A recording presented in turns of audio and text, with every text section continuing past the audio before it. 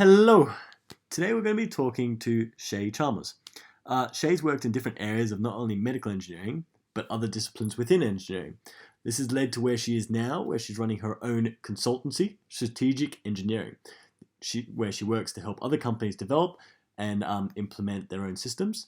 We'll be talking to her today about the benefits of networking and using connections. So without further ado, Shay Chalmers. Good morning, we're here with Shay Chalmers. Shay is the Director of Strategic Engineering. How are you doing this morning? I'm well, thanks. That's good. So we're just going to run through some questions with you. First one, what's your favourite ice cream flavour? Oh, that's so hard. We have a fabulous local ice cream shop that actually it's like a beer flavoured ice cream. Ooh, and it sounds really gross, but it's absolutely amazing. What type of beer is it? Like a black beer, or is it more like a lager? No, it's more like a lager. Oh, really? Wow. Mm. Oh, that's interesting. Oh, that's cool. A lot of people are finishing up their degree this year. So what do you think is like the biggest challenges at that first job when you leave university? I think it's probably difficult to get your foot in the door. Yeah. One of the things, I guess, about engineering is really making sure that you have a network of people in the engineering community. Often what occurs is there's a lot of referrals that go on for jobs. So for graduates, because they don't have that network often, it can be difficult to get your first opportunity. So I would recommend, even when you're at uni, reaching out to different people who are in the industry, different companies, start having coffees, getting to know what different people are doing in the industry and really expanding that network, because it actually can be the key to your first job. Yeah, so that's really a good point of advice. And you're part of a lot of different committees, so just wondering, why should people get involved in committees? I know especially at uni it's a bit daunting with work and everything. It's like, well, why should you do all this kind of stuff? So what are the benefits of doing it? And what kind of things do you work and discuss on with those committees? That's a great question. I think there are so many benefits to being involved in committees. One of them is your network. Mm-hmm. You get to operate with people in a different manner than you would at work or at uni. Even when you're in a committee at uni with other people, you're discussing different issues and you get to know them in a different way. And the same is said once you've got an established career. You get to see people in a different light and behaving. They might be actually operating differently to the way in which they operate in their daily job. Yeah. So building that network and that trust and those relationships external to your business is really beneficial. But the second thing is that is giving back. Mm-hmm. By sitting on committees, you're being a person of service. And for me, being a service to the community, the industry, I guess is really important for me. And I think there's a lot to be said for giving back. Yeah. Because when you can take all of those lessons and put them into both your daily life as well as your business life as well. So I'd highly recommend getting involved and volunteering your time as much as you possibly can, because the benefits are good for both your career and also for your personal development. Yeah, it's really great because you can make those connections, and also that so many people help us along the way. So it's really good to give back and then help other people as well. Yeah. Exactly. Pay it forward. Exactly. Yeah. So what do you think are the biggest differences with larger companies and smaller startups? How they operate? Like, what are the biggest differences? That's a good question. I think we were talking before about having varied experience. Yeah. If you have the opportunity to work in a startup, I would take that. Often what happens when you're working in a smaller organisation, whether it be a startup or a scale-up, is that people wear many different hats. So the difference between a small organisation, often from a role perspective, and a large organisation is that in a large organisation you will have a very specific role. And the bigger they get, the more specific they get. And often in large organisations, you've got to push quite hard to get experience in other areas of the business, because you've been hired for quite a specific task, which is really good because you can become an expert at that particular task and learn from the best in a large corporation. Whereas in a startup, you tend to get a lot more broad experience and you'll have a lot of different tasks thrown your way that you'd never get in a corporate. So it's nice to be able to, somebody might say one day you might be managing logistics to get a product from here to there, or you might also be doing design, or you might be looking at materials, or even if you have, it doesn't really matter what the background of your degree is. Often in startup and scale-up world, you'll do whatever needs to be done. Yeah. So I would recommend, if you can in your career, getting exposure in both, because they're really, really different. It's a really different experience. Yeah, and a lot of people are kind of thinking about that, whether they try and go one way, but it's definitely worth just seeing what you can get and seeing which options come up for you, and then, probably after you finish uni, doing a startup is a really good opportunity to kind of figure out what area you want to work in as well. Yeah, exactly.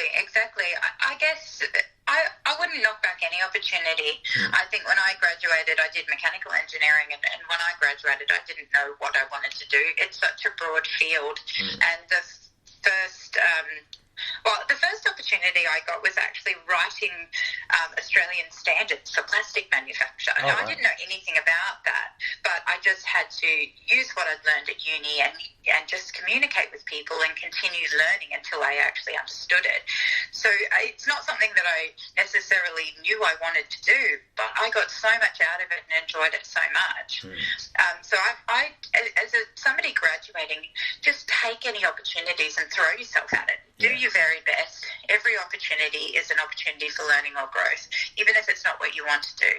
I think these days you'll change careers 7 times in your lifeline, and that just keeps going up every year that goes by. So just jump on it and throw your all into it, and you'll get something out of it. Yeah. Oh, that's a really good piece of advice, especially for people who are graduating now. So now you work at you're a director at strategic engineering. What's your day-to-day like there? What kind of things do you have to do? Varies so much. So I left the corporate world a couple of years ago and started my own business. So I'm in startup land at the moment, but I work with both startups, scale-ups, and corporate, and do consulting across very varying projects. A day for me could be going into a business and mapping their process and doing value stream mapping to see where we can look at optimizing their internal processes. It might be managing the establishment of a manufacturing facility. So I help people set up new products and help them establish their facilities or their contracts with suppliers. It really actually varies. So it's a lot of project management work, I'd say, these days. I recently rolled out a document management system at a mechanical company. So it could be systems implementation or new product design. Because of my varied background, it's actually enabled me in my business to take on a lot of different roles, which keeps it interesting. Yeah, well, that's amazing, because it's kind of like all your different experiences and careers have made you perfect for doing consulting work, because you can work with any kind of industry and you'll be able to figure it out and get on your feet and do it. And, yeah, exactly. That's the idea.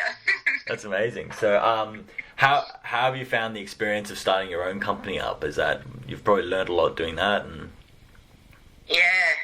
Because I've been in large organisations most of my career, it was a very, very steep learning curve for me.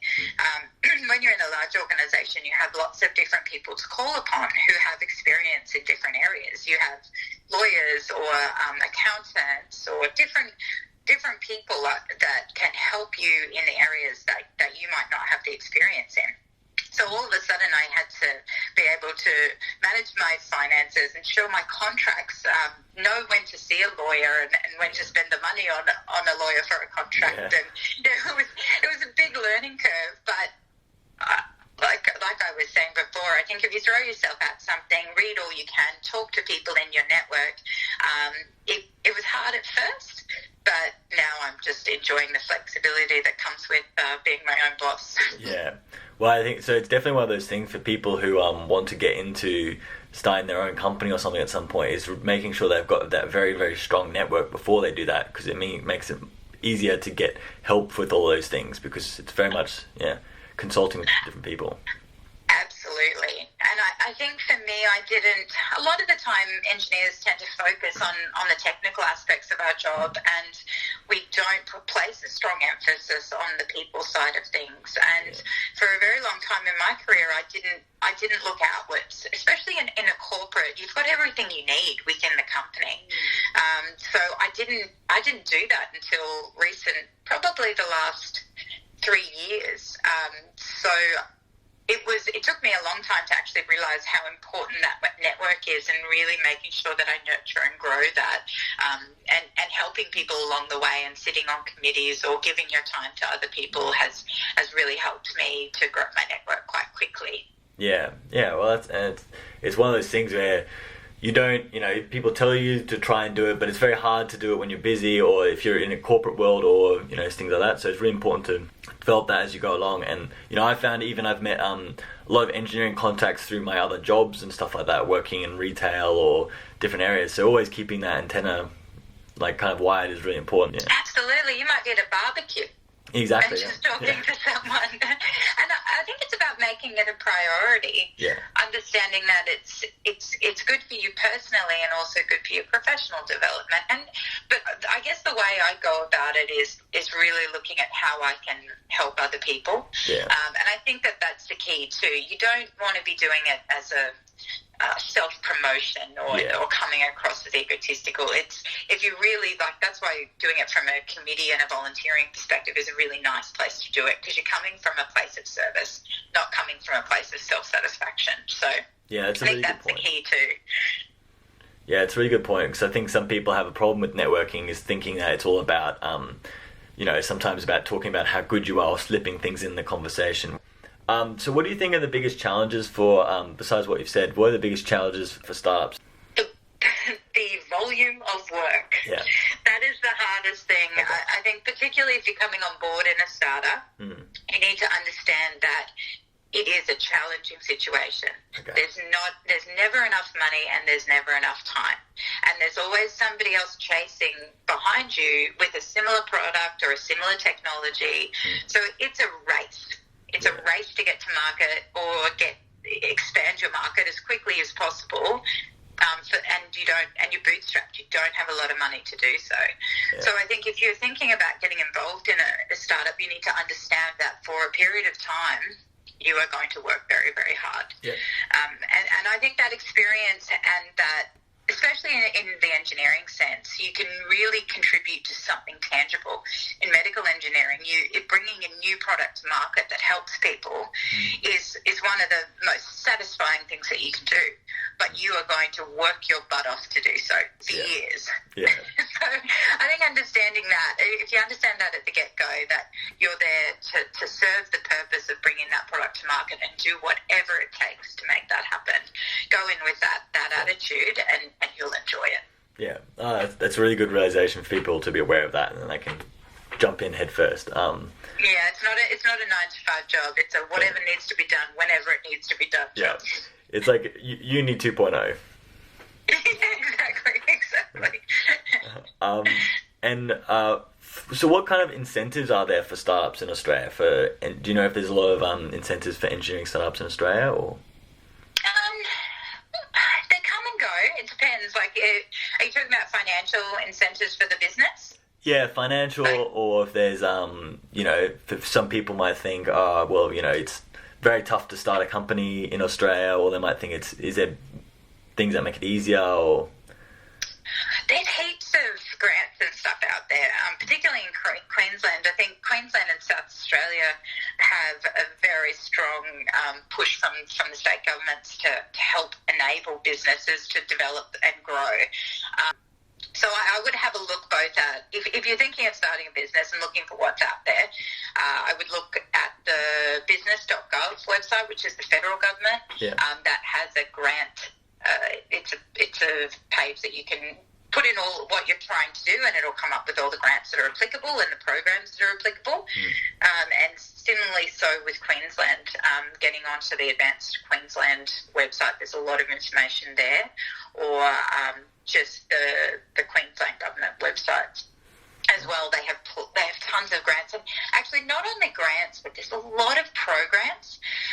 There's a lot of programs helping people. There's webinars, there's business coaching. There are hundreds of programs that the Queensland Government provides that are free that you can jump on board with if you're planning on starting a business.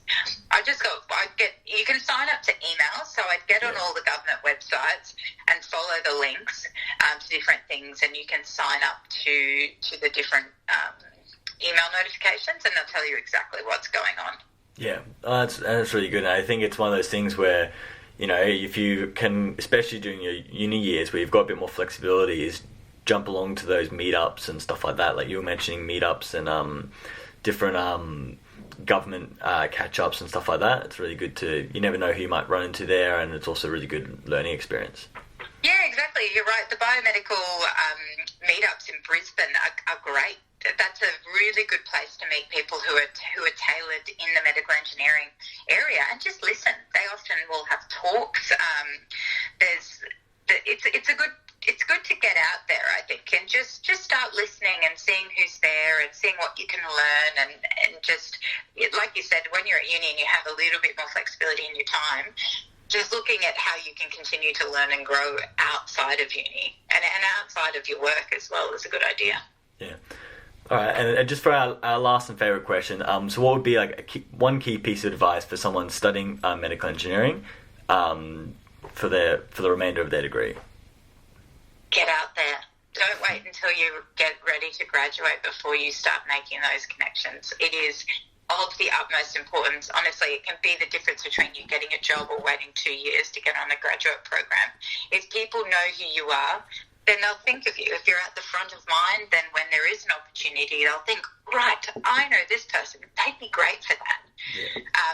And also just take the time to meet with people who, as you do graduate, you do finish, take the time to meet the students and give them your advice too, and make sure that you're paying it forward as well. Yeah.